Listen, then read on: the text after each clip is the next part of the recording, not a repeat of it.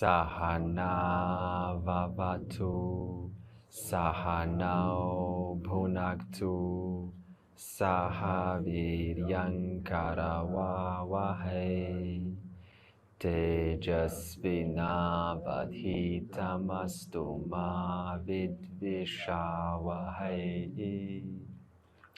Om Shanti Shanti Shanti. Whom is moksha? Is it for awareness? It's for the person, it's for the mind. And the person for whom moksha is that person separate from Vyavaharika? Because remember, Vyavaharika is the world that was created. You didn't create. You didn't imagine yourself the body. You were given this body. Because it is Vyavaharika, this is why we say that when you understand that Vyavaharika is mithya, that means it enjoys a dependent reality on satyam. That means also you. That means the person who got enlightened is also mithya. You see this? So the whole world is mithya. The person who understood the knowledge is also mithya. So therefore, if I'm living in my pratibhasika, then I'm not even with the person. Therefore, when the person begins, kind of analyzing the reality, they're analyzing their own self-created, delusion, right? Their little bubble. And in that bubble, you're not going to find anything except more worms to dig, right? More stuff. So this is why the person, being Vyavaharika, when the person discovers themselves, the very inquirer, we say inquire into reality, that very inquirer is Vyavaharika. So when that person discovers that they are actually mithya, this inquirer is mithya, he has no reality apart from awareness, then what kind of a result is it? Sopadika. That means the notion that this person is real, the world is real, that is knocked off. But the experience is exactly the same as it was yesterday. Problems continue, emotions continue, everything continues. Because the person before moksha is Vyavaharika, which is not your imagination. The person after moksha is Vyavaharika, which is not your imagination. And therefore, since the person is run by laws and orders, like biological laws, physiological laws, that is not your imagination. That was there all along. And therefore, the psychology, for example, a little bit of a distorted psychology, that continues. Physiology that's a little bit out of place, that continues. Back pain, that continues. Everything continues. The only difference is the wise person understands that the person, right, that's being worn on top of awareness, that person is mithya. So therefore, they do address the mithya problems, but they understand they are mithya problems. They're not my problems. Okay? Therefore, we're putting things into perspective so that we don't go off on a tangent, as knowledge starts to take place. Now, the next verse obviously wants to ask, okay, well, how do I solidify this knowledge? Because I've been hearing it for years and years and years, but still there's this almost like, hey, something's missing. And Vedanta says straight up, meditation and devotion. And as we spoke about devotion, see, before I move there, you have to understand from what culture is Vedanta from. Is it from the West or from India? India. If you understand the whole Vedic culture, there is no Vedanta without devotion. So when the Westerner comes over and they try to strip the good stuff out, right, just because it sounds, and it does sound good, and they go, oh, who needs devotion? This is all Indian stuff. The irony is it doesn't work. Therefore, if one wants to bring on Vedanta, you have to start taking interest in the Indian culture, at least a little bit about deities. What is this symbolism? What is this devotion? Like, let me discover. And that's why we have the Bhagavad Gita, like Karma Yoga. So it's the whole thing that has to be incorporated. Otherwise, it's just partial. It's like this person that's just intellectually identified, and all of the objections are irrelevant, right? But you give him some devotion, you give him some idols, you give him some, you bring this on, your knowledge magically transfers into a different layer that you never thought possible before. And this is what the person of Vedanta has to understand. It is a whole vision. The whole vision comes from the Lord, not half of it, the whole vision. So if it comes from the all knowledge, all power, then by definition, he knows what works. I don't know what works, but I can take faith, he knows what works. And therefore, we bring in things like karma yoga. And what about devotion? See, devotion is a term that people often ask, what does devotion look like? They think it's supposed to look like something. But devotion is a very personal thing. It can be through mala, it can be through meditation, it can be through self-knowledge, it can be through nature. The essence of devotion is bringing in Ishvara into your life. However that looks like, that is how it looks like.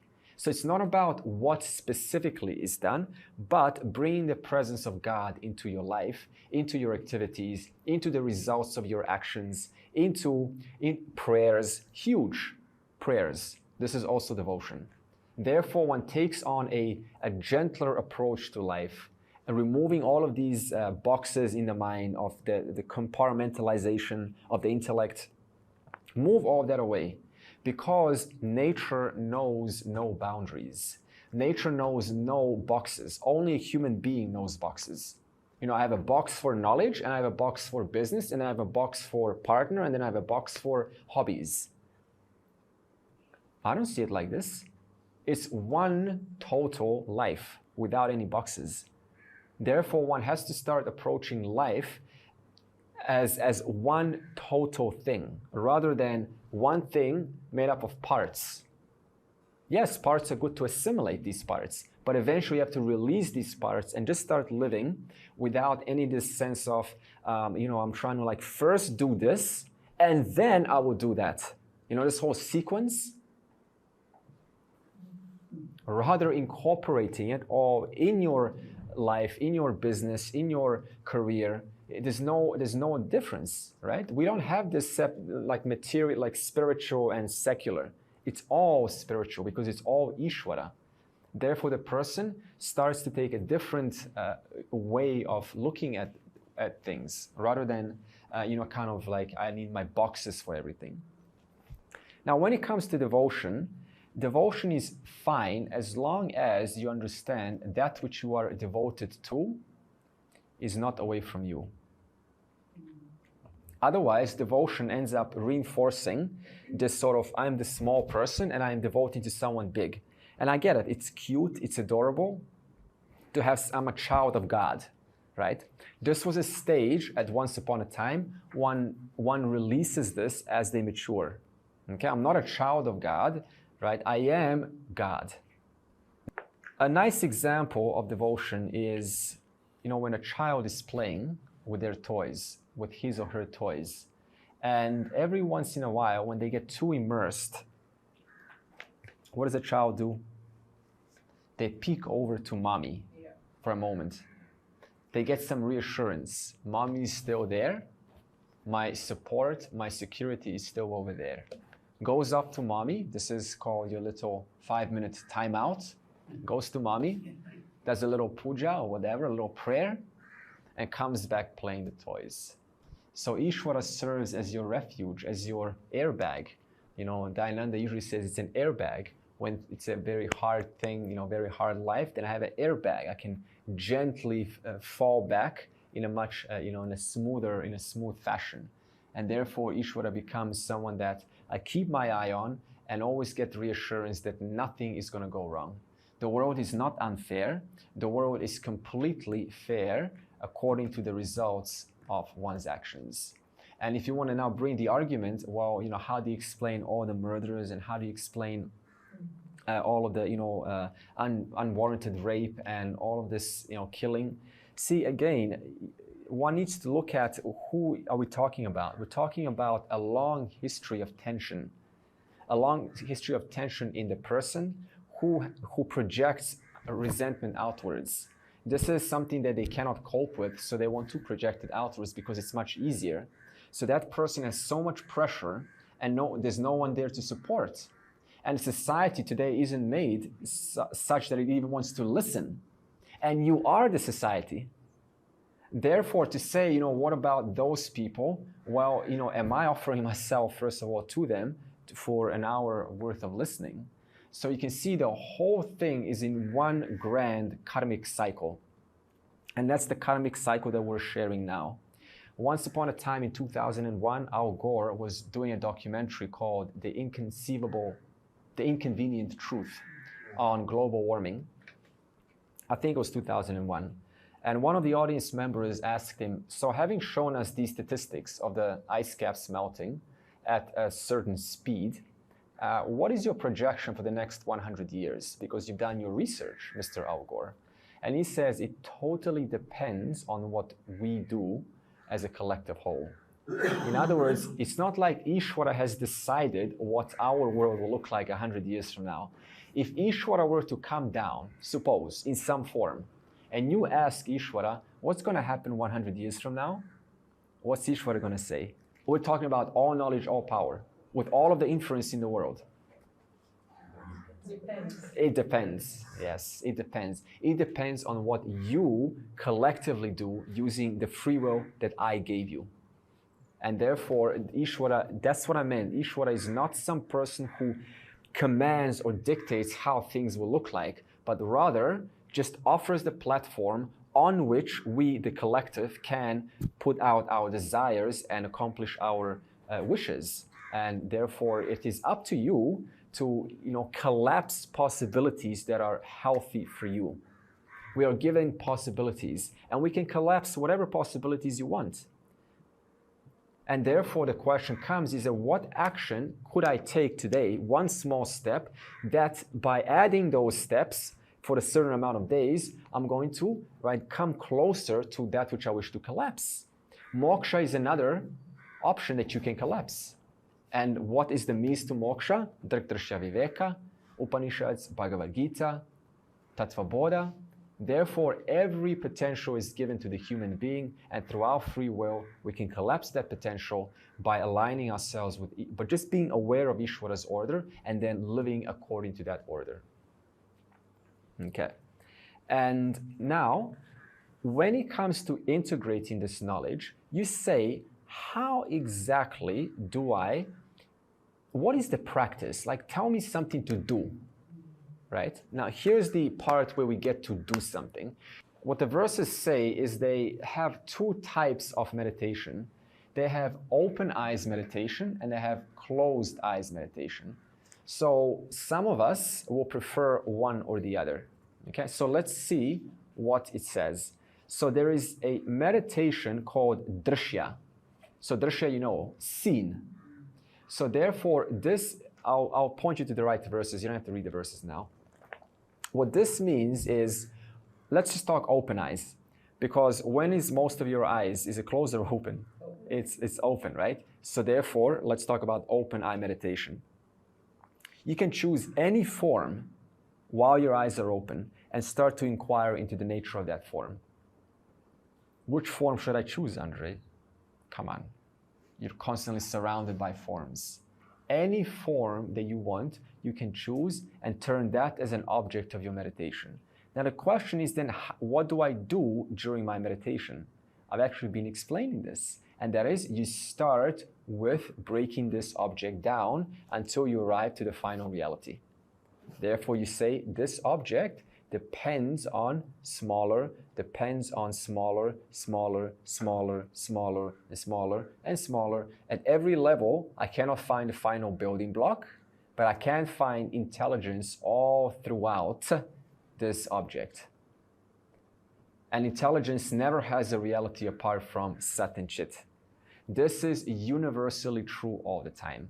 This is personally my meditation by it. This is the only meditation that I have throughout the day. Walking in the forest, I'm not looking at, oh, nice trees. It's a perfect opportunity to bring in this teaching. I see intelligence. How? Through cognitive understanding. This tree has no existence without that which it depends on. And I can't see it. I don't see this intelligence. Just like chapter 7, verse 7 in Bhagavad Gita, the invisible thread that connects all of the beads together.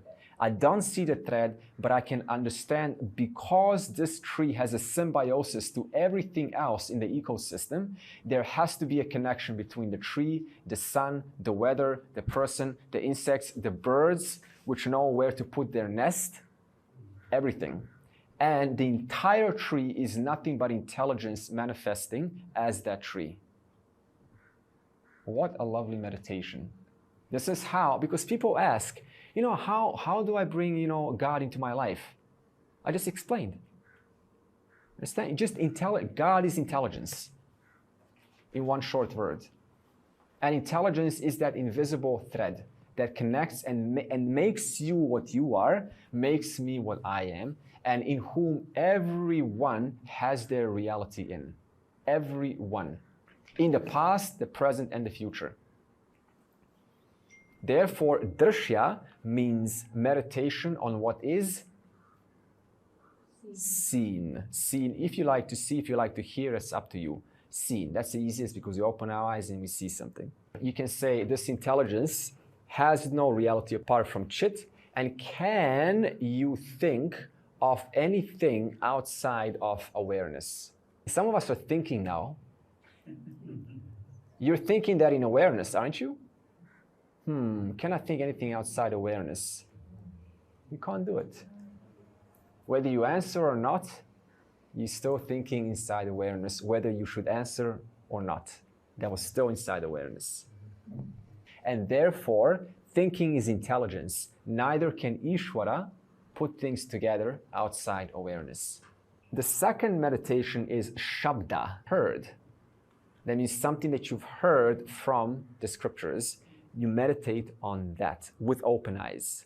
Now, Shabda is divided into two parts. One is scriptural statements, such as Tat Tvamasi. Or even better, whether I write this Om Tat Sat.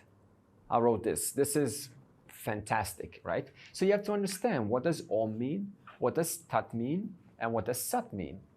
So that's the whole point. It's not just choosing a mantra, but rather choosing every word and what implications does it mean. And every time you say Om, what does Om mean? Past, present, and future in one instance. And Om, past, present, and future, has what connects all of that together? Tat, Ishvara's laws and orders in whom all of these times, past, present, and futures are connected. And Ishvara has no reality, that Tat has no reality apart from Sat. And then again, Om, now I can choose something else. I can say the three bodies. My physical body, my subtle body. That means the very thinker you include in your meditation. Don't exclude the thinker, the inquirer. Don't exclude the meditator in your Om. Let me include my physical body. That means the body that's sitting now, my subtle body. That means the very thoughts that are thinking about this, that is included. And let me include all of those impressions that are coming and going. Om. Tat, by whom is all of that created? By this one intelligence. By whom is all of that sustained? One intelligence. From whom does it have no existence apart from? The one intelligence. Into whom does it all resolve to eventually? Into that one intelligence, Tat. And that Tat has no apart from the very awareness in whom this entire meditation about Om Tat Sat is occurring. Or you can say Tat Tvamasi. It's up to you. Or Isha Vasya Sarvamidam. All that is here is Ishvara. Therefore, to simplify this, Shabda has two things you can meditate on. First is a statement that is close to you. My question is, you don't have to answer, do you have one Vedantic statement that is very personal to you, that touches you at all levels? And you need to build a relationship with that little phrase, that little statement. And it becomes an amazing inquiry. The second is words. So this is whereby you choose one single word from Vedanta, like values, or Advaita, or Anantam, or Sat, or Asti, or Chit, or Ananda. One word, and you just think about the depth, the implications of this word. That's maybe a little bit simpler. So it's just one word. What's the implications of, what does limitlessness mean? What does it mean? What does it really mean? And so just kind of engrossing oneself in that meditation. One word. Okay, clear so far? Therefore, meditation so far can include, number one, Drsya, what I see, and start to inquire into the reality of every form. Number two, it can include Shabda, the statements that I heard, or the words that I like. You can also convert this into closed eyes meditation. It's exactly the same. For example, you can close your eyes and do Om Tat Sat or Tat Tvamasi. Now, how are you going to do seen in reference to closed eyes? Uses thoughts in the mind as objects of meditation. Therefore, your thoughts, when you close them, you just look at all of your thoughts that are coming and you objectify them. This is a thought that's occurring in the presence of I. This is another thought occurring in the presence of that one in whose presence this thought is occurring. This is another thought which is occurring to the seer. This is another thought that is occurring to the illuminator of this thought. Objectifying our thoughts and recognizing they can only happen in the presence of awareness, or we can close our eyes and have scriptural statements going on. So that should answer, what is meditation? How do I meditate? What do I do during meditation? The idea of meditation, especially when it comes to Shabda, words, is you need to convert these statements into your own style without wearing off from the knowledge. Because suppose I tell you, hey, do Tatvamasi, and you're not even into Sanskrit. Like, why do you have to choose Sanskrit? You can choose your own local language. Because your own local language touches you more emotionally than Sanskrit. Therefore, one turns it into their own, rather than letting it stay as teacher's words.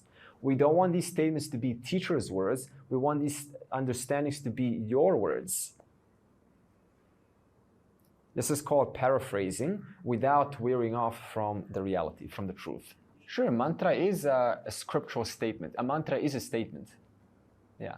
So as long as I understand what the words are, what they actually mean. However, this japa, you're probably talking about japa. Okay, good. So japa means, you've heard, right? Most common, Om Namah Shivaya. Right? Om Namah Shivaya. Without. It's one of the fastest ways to bring your mind back to the center, to one single point of focus. So every time the mind goes off, again, Om Namaha Shivaya. Mind goes off. Om Namaha Shivaya. This keeps on happening for 10 minutes maybe. And every time you bring your mind back, it becomes easier to bring you back to one center, to one point. And then when you finally release, stop, and then you eventually stop this. And this is called nirvikalpa in this verse. When you stop, then your mind has taken autopilot in the background. It's like it's gained momentum from having done it consciously. Now it's in autopilot. Therefore, not only when we do this meditation with our closed eyes, there's a point when you deliberately stop, right? Or you don't have to stop. It can just sort of subside or dwindle on its own. When it does, then what happens, if it does, not nirvikalpa samadhi doesn't happen for everyone, by the way. If it does, then your mind has taken autopilot for a moment. It's just sort of immersed in the contemplation without you deliberately giving it fuel of your own. That's called nirvikalpa samadhi. We have heard of like focus on the center of your eye, tip of the nose. Yeah. Outside, inside, just try to focus on your heart and things like that. Yeah, heard. does that mean different person will have different way of meditating, or one way is superior to other? How does it work? Yeah, exactly. So the reason why is because every personality desires something different. So for you, you may want to have your focus here. Someone wants to have their focus in their heart. Someone may want to do a japa. Someone else will want to bring in the scriptural statements. So there are hundreds of ways for the purpose of accommodating different personalities. And therefore, there's no right or wrong way. What one could be suggested is have 5 ways that are presented to you and deliberately try one for today, next one for tomorrow, and see which one clicks. Yeah. For example, before this Vedanta, you know Kriya Yoga? Kriya Yoga from Yogananda and this tradition. So when this came into my life, I read the book Autobiography of a Yogi. And many people read this book, and many people get inspired and they get initiated into lineages. And I also got initiated into different lineages. And they have styles, right? Every lineage has a different style. Some of them say move your, like a serpent up and down the spine, and goes from the Muladhara to the Sahasrara, and then move it down. And then sometimes move it down from the Ida in the left channel, to Pingala, the right channel.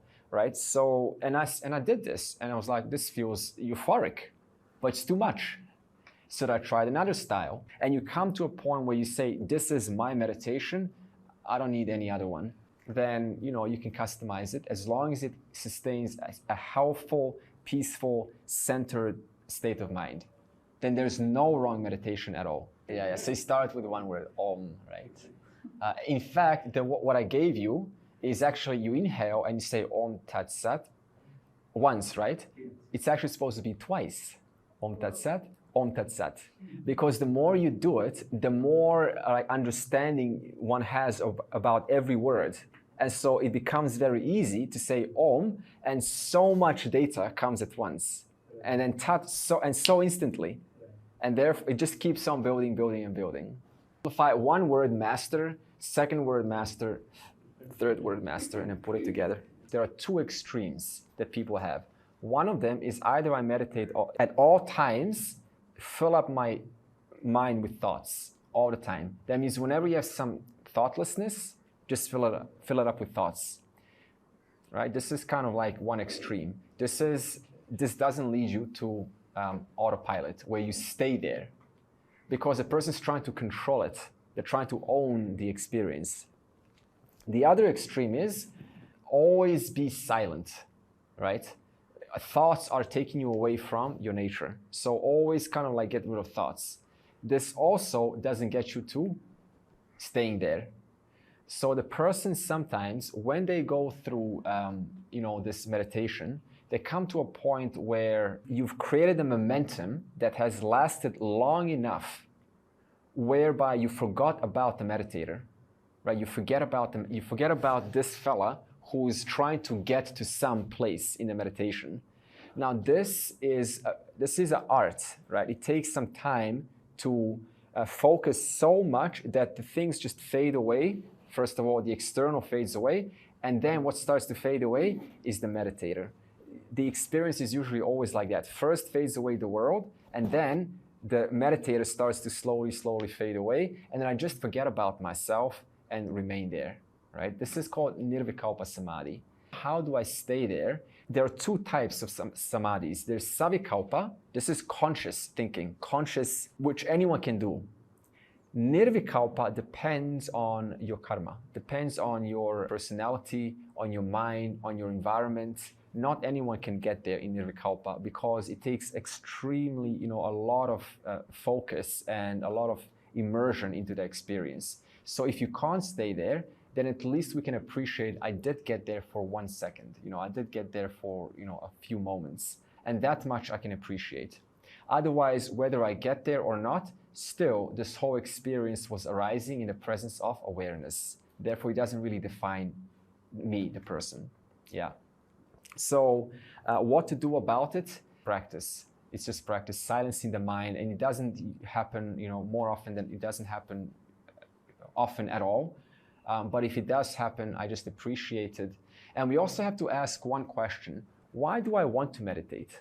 Meditation is to just to calm down a little bit and have a clear state of mind and move on with the rest of your day.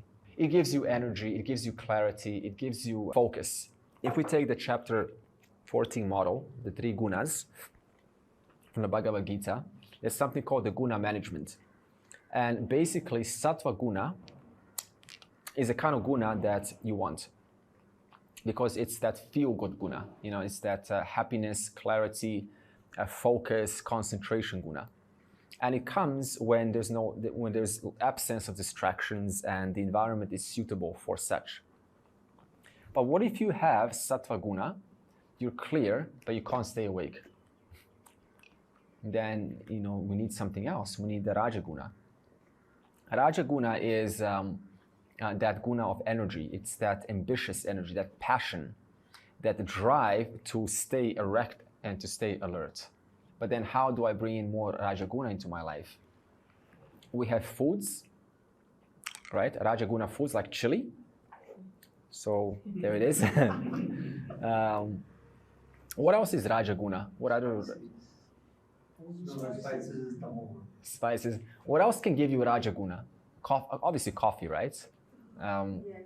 Exercise, Pilates, working your core. It's a good question. What do I do, if I try to meditate and I fall asleep? Because, suppose a person's now got chili, who meditates with chili in their food, right?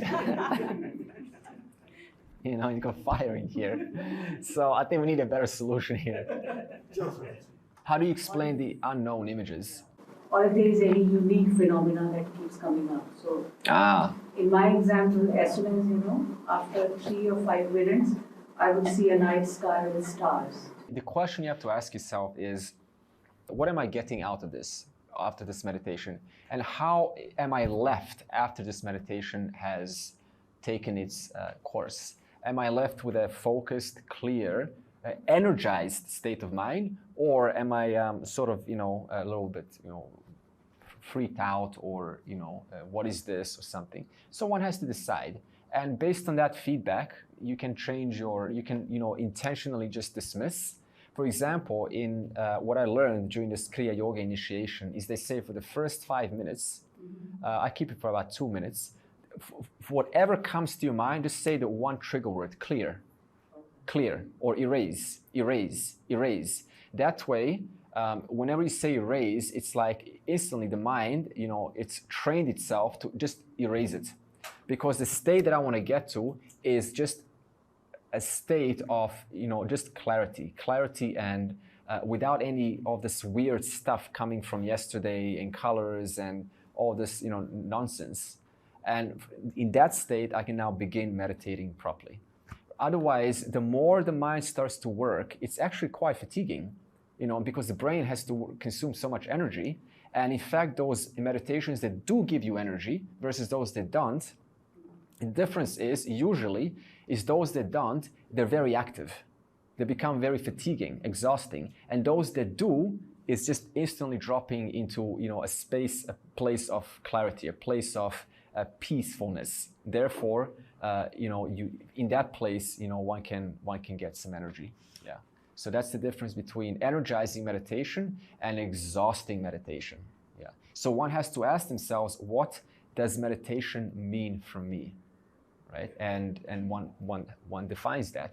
Erase method works for me very well. Erase. Whatever comes up, erase instantly. For the first 2 minutes every time, and then begin phase 2, and that phase 2 can be shabda or whatever you see. I'm the seer of my thoughts. Yeah. So we finished meditation techniques, verse 22 to 29. The next section wants to talk about what's called a Brahmavit. Is someone who has heard this knowledge, they understand it very well. They've got the models down 100%. The logics are there. They can explain it very well, but there's no emotional connection to this knowledge. Therefore, they're a Brahmavit. They're a knower of Brahman. They're a knower of Brahman, but they're not really connecting to the reality. They're not connecting to the truth. So they need something extra. And the enlightened one, who who is understood is called a Brahmanishta. This means the one who has no more sense of smallness, right? So whatever smallness comes and goes, this is all incidental. And they have not only understood intellectually, but also it's connected at every level of their being. So there's no doubts for them. So let's see what it says for Brahma-vid and Brahmanishta. So verse 30, liberated one. Deha abhimane galite Vijñāte paramatmani yatra yatra manaha yati tatra tatra samadhayaha. Wherever the wise one goes, that is called a Brahmanishta, wherever they go, tatra tatra samadhayaha, there is absorption. So their mind is absorbed in this knowledge constantly, effortlessly, just like your mind right now is absorbed in car driving knowledge. You don't know it, but it is. If I show you a car, you confidently go and drive a car. So even when you're not thinking about car driving, that knowledge is still here. Do you have to think about car driving knowledge to make it real? No. You're not driving a car, but the car driving knowledge is there.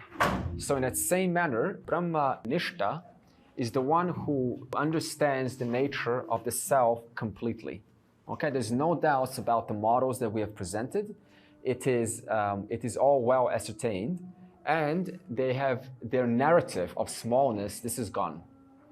Okay, now careful. This narrative of smallness doesn't go instantly, because sometimes we think when I understand this knowledge, right, it magically removes all of my narratives of smallness.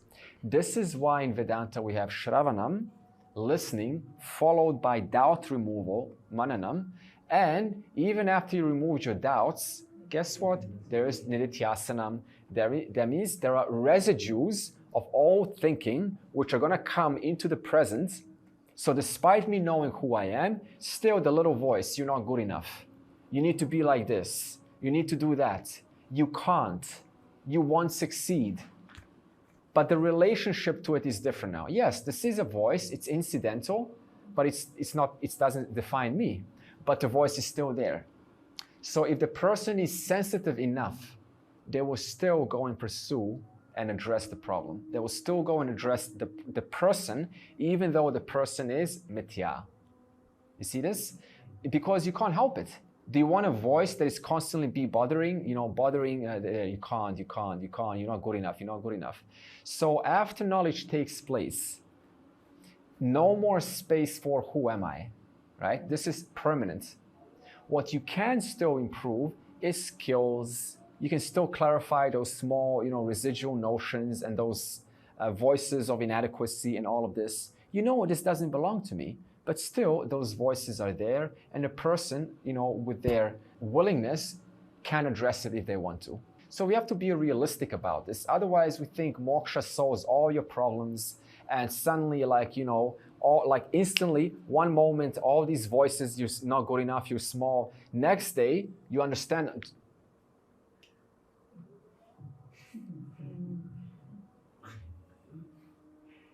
I can't hear you, sorry, I'm too quiet. Right? Come on.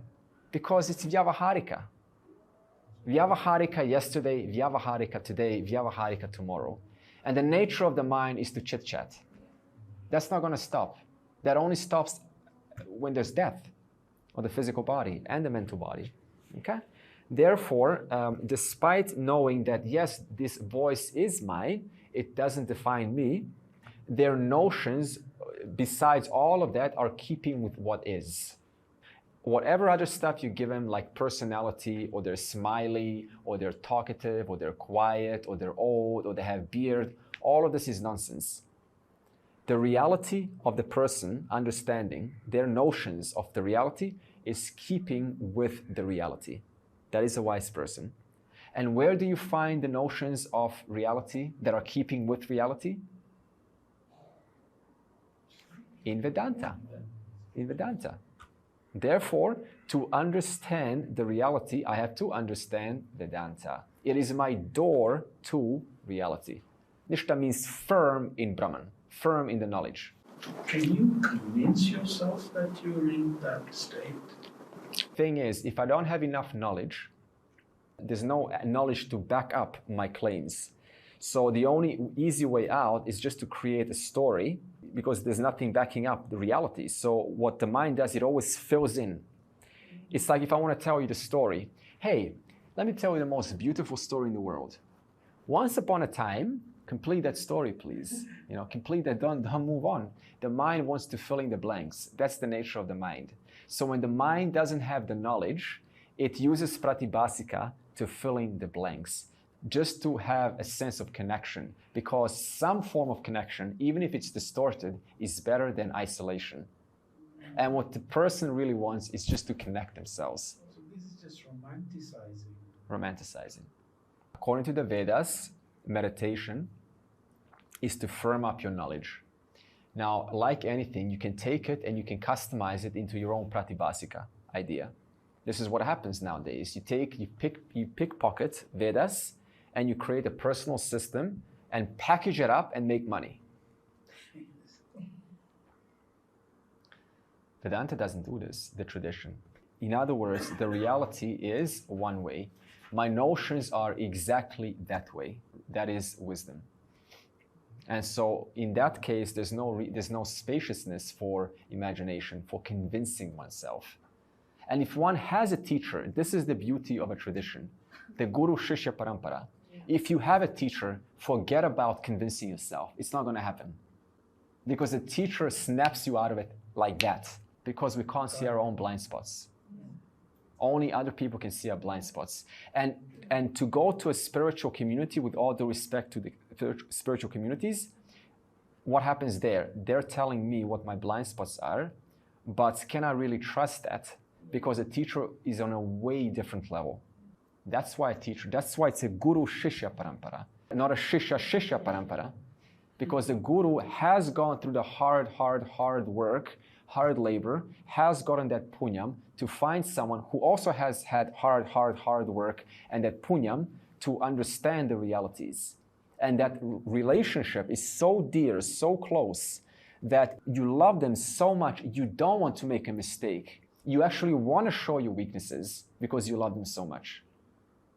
But if there's no one to love, no one to take care of me, then I go into overcompensation mode. Let me put on a facade and show you how I'm established in this knowledge. And that is what you say one has convinced themselves in order to appear like something in this world, which is what ignorance does all its life. It's always putting on a show, being something bigger. We call this superiority complex of the I sense. So the I sense feels like this, right? I sense feels like this, and it convinces itself it's like that.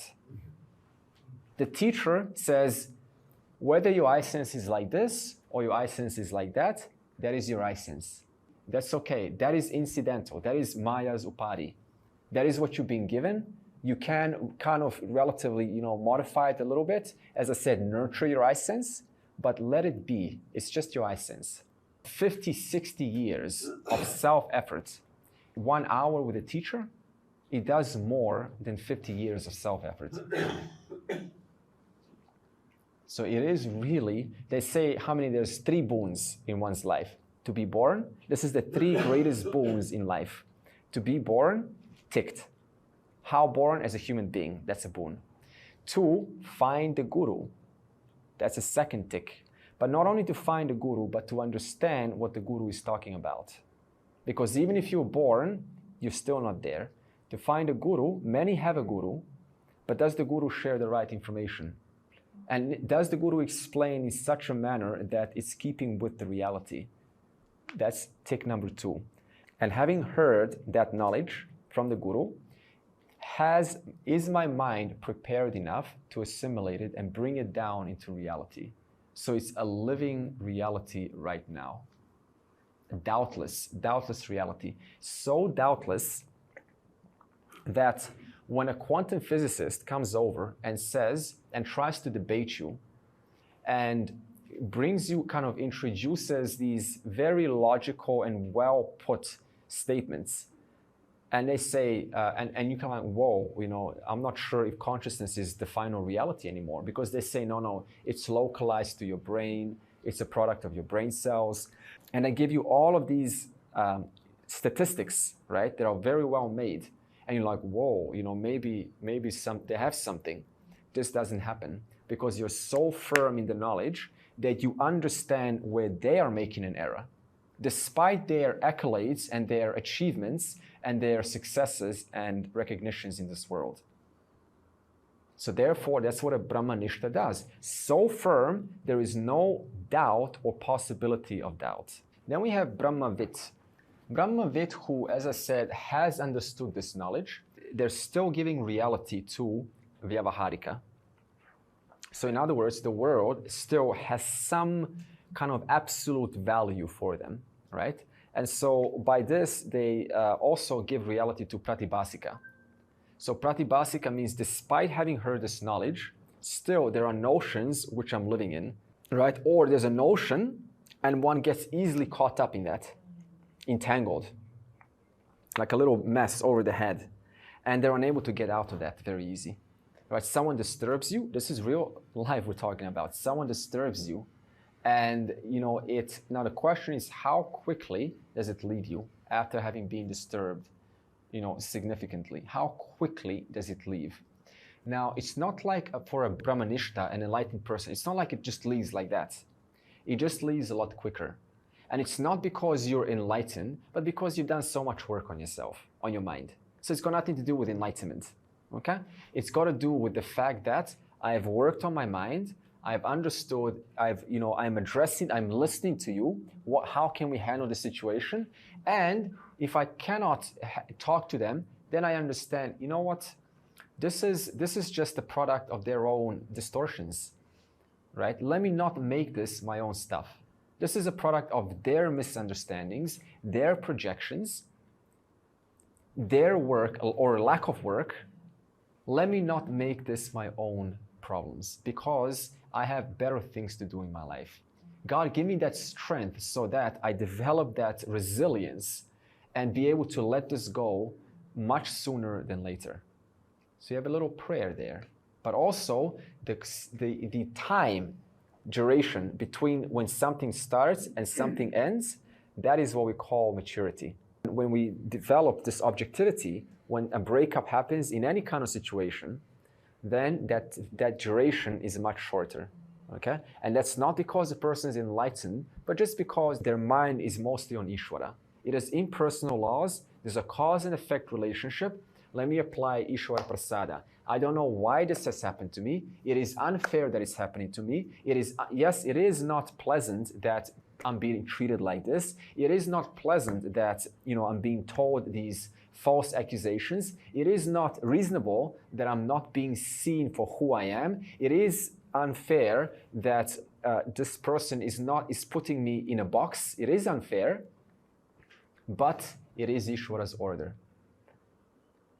And everything, I may not understand why it's happening, but it is happening. Let me acknowledge it, and then let me, put my focus on things that, can be a little bit more productive.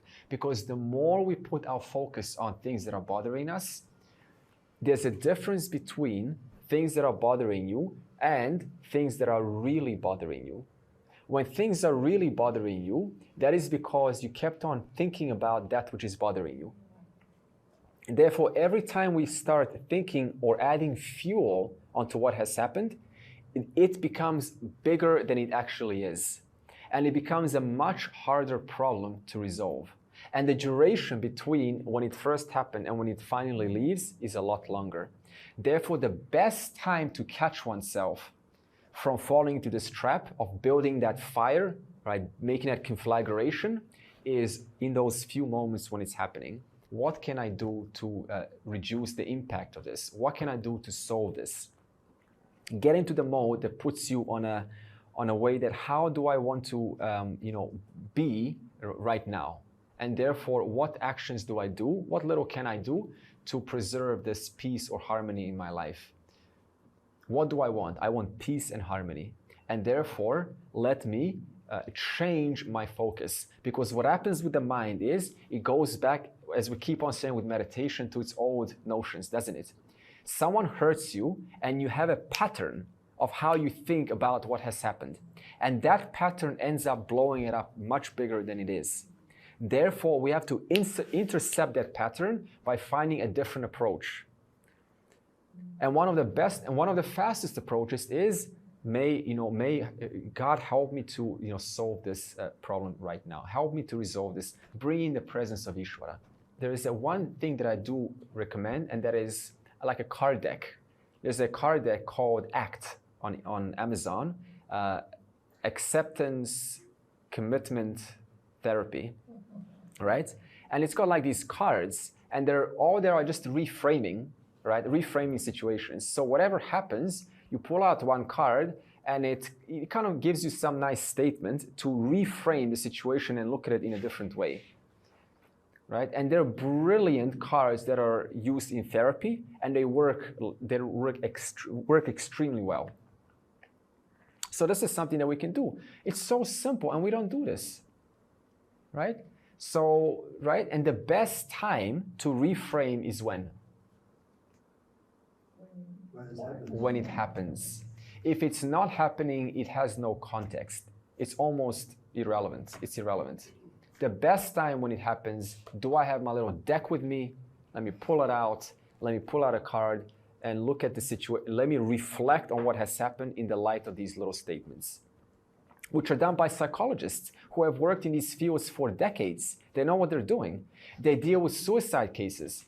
If they're able to divert a person from jumping off a cliff and quickly helping them, just think how effective it is for an ordinary citizen. These are amazing techniques. And therefore, this is available to reframe the situation. Because if we don't reframe it, then it just keeps on persisting and persisting and persisting. There's a phrase that says, what you resist persists, right? So as long as I resist it, it's going to persist. And who doesn't want a happy, peaceful life? Therefore, have something that's ready in that moment, right? That's just a suggestion. I don't like to give advice, but it's worked for me, so I'm just sharing it.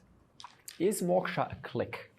When moksha happens, is it something that is like gradual, or is it like a click, right? So before I answer that, we have to just look at how knowledge takes place. Let's just look at how knowledge of anything takes place. When I show you like a cup, I did this example. What happens right now is this information of the cup is bouncing into your eyes, and it's inside your brain, right? And it's inside your mind. It's inside your subtle body. And what we call this right now is called a vritti vyapti. Vritti vyapti means by me showing you this, see how now there's no cup in your mind? Now there is. So by me showing you this thing, what has occurred is a thought has resulted. Vritti vyapti has resulted. A thought has resulted. Now, what else has happened is I've removed your ignorance by showing you this cup. Therefore, not only is it vritti vyapti, but it's also phala vyapti. So what's the fruit of having of this appearing in your mind? What is the fruit of that? The knowledge has taken place of this, because by me showing you this, your mind has the capacity not only to recreate this cup in your mind, but also remove ignorance of the cup.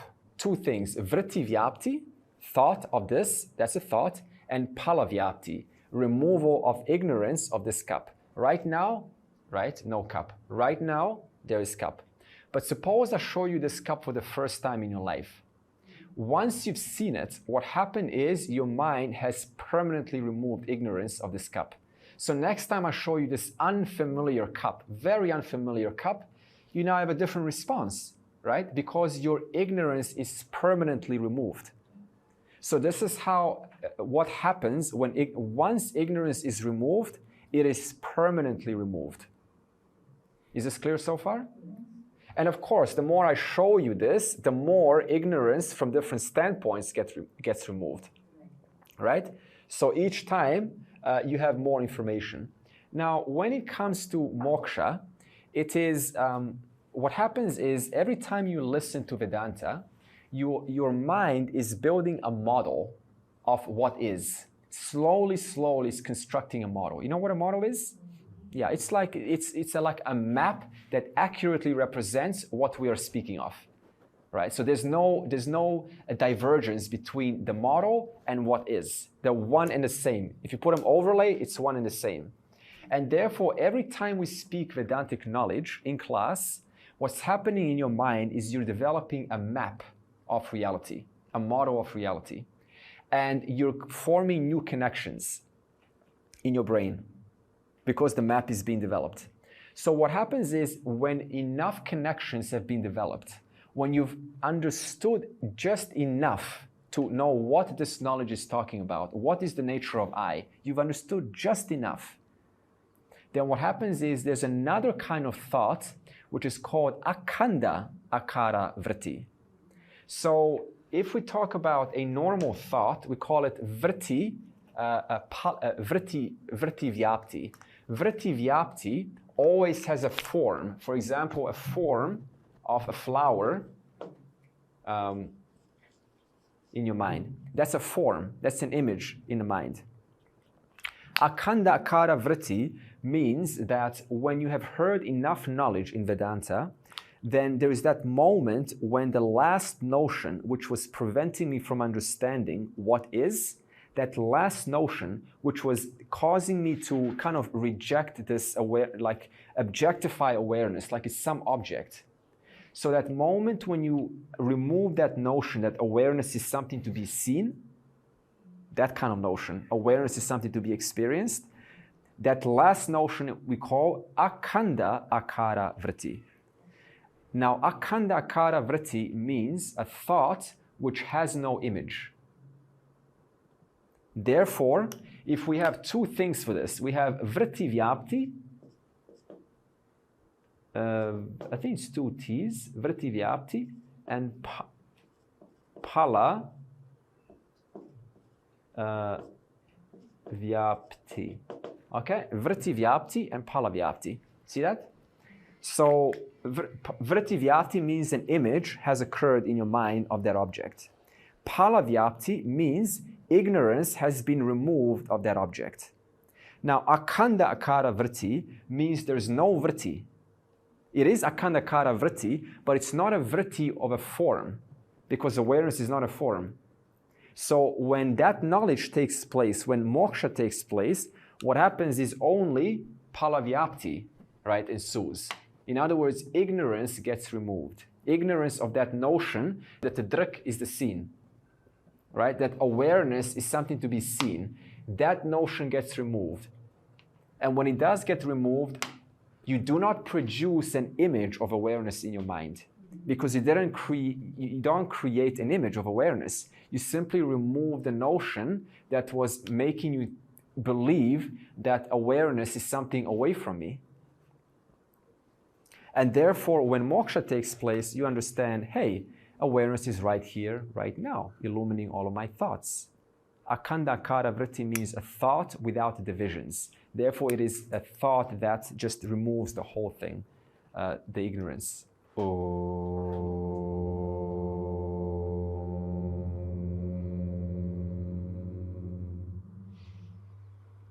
Purnamadav Purnamidam Purnat Purnamudachyate Purnasya Purnamadaya Purnam Eva Avashishyate. Om Shanti Shanti Shanti.